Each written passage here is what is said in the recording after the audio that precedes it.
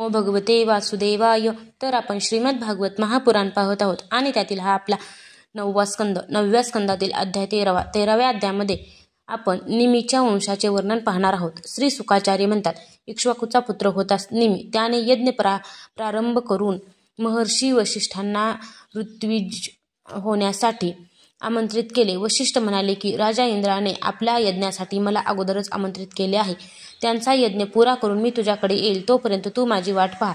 हे ऐकून राजा निमी गप्प बसला आणि वसिष्ठ मुनींनी इंद्राचा यज्ञ करण्यासाठी गेले. विचारी निमीने जीवन क्षणभंगूर आहे असे समजून गुरु वसिष्ठ परतण्याआधीच दुसऱ्या ऋत्विजांकडून करवी यज्ञाला आरंभ केला. जेव्हा गुरु वसिष्ठ परत आले तेव्हा त्यांनी निमीने यज्ञाला प्रारंभ केलेला पाहून शाप दिला की स्वतःला शहाणा समजणाऱ्या निमीचा देह पडो. निमीनेही धर्माप्रमाणे न वागणाऱ्या गुरूंना शाप दिला की लोभामुळे धर्म न जाणणाऱ्या आपलेही शरीर पडो. असे म्हणून आत्मविद्येने निपुण असलेल्या निमीने आपल्या शरीराचा त्याग केला. इकडे आमच्या पणजोबा वसिष्ठांनी सुद्धा आपल्या शरीराचा त्याग करून मित्रावरुणांपासून उर्वशीच्या ठिकाणी जन्म घेतला.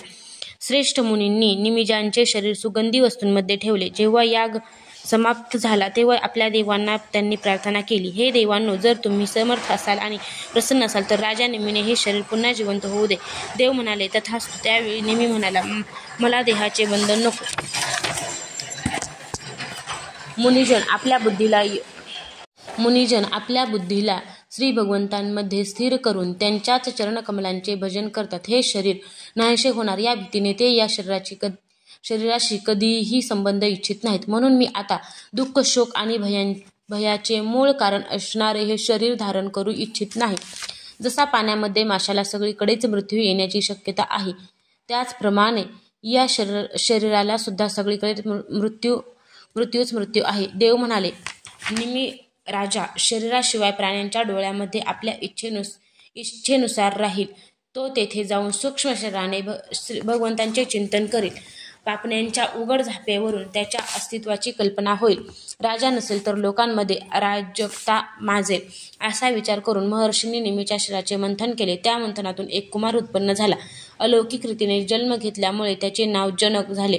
देहरहित अशा निमीपासून उत्पन्न झाल्यामुळे वैदेह आणि मंथनातून उत्पन्न झाल्यामुळे त्या बालकाचे नाव मिथिल असे पडले. त्यानेच मिथिलापुरी वसविली. परीक्षिता जनकाचा उदावसू, त्यांचा नंदीवर्धनाचा सुकेतू, त्याचा देवराताचा बृहद्रथाचा महावीर्यांचा सुधृतीचा दृष्टकेतूचा हरिअश्व आणि त्याचा मरु नावाचा पुत्र झाला. मरुचा प्रतिपकाचा कृतिरथाचा देवमीढाचा विश्रुत आणि विश्रुतापासून महाधृतीचा जन्म झाला. महाधृतीचा कृतिराताचा महारोमाचा सुवर्णरोमा आणि सुवर्णरोमाचा पुत्र झाला हश्वरोमा. ह्याच हश्वरोमाचा पुत्र शिरध्वज होता. तो जेव्हा यज्ञासाठी जमीन खणत होता तेव्हा त्याच्या शिराचा म्हणजे नांगराचा ध्वज म्हणजे टोक लागून सीता प्रकट झाली. म्हणून त्याचे नाव शिरध्वज असे पडले. शिरध्वजाचा कुशध्वज आणि कुशध्वजाचा धर्मध्वज आणि धर्मध्वजाचे कृतध्वज आणि मितध्वज असे 2 पुत्र झाले. कृतध्वजाचा केशीध्वज आणि मितध्वजाचा खांडिक्य झाला. केशीध्वज आणि आत्मविद्येमध्ये प्रवीण होता. खांडिक्य कर्मकांड जाणणारा होता. केशीध्वजाला भिवून तो पळून गेला.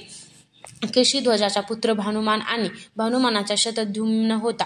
शतधुम्नापासून सूचीपासून संध्वज आणि संध्वजापासून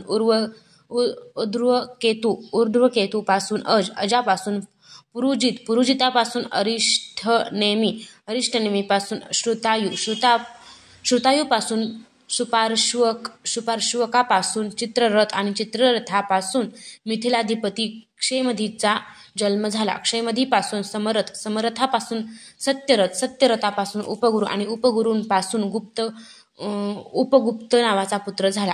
हा अग्नीचा अंश होता. उपगुप्तांचा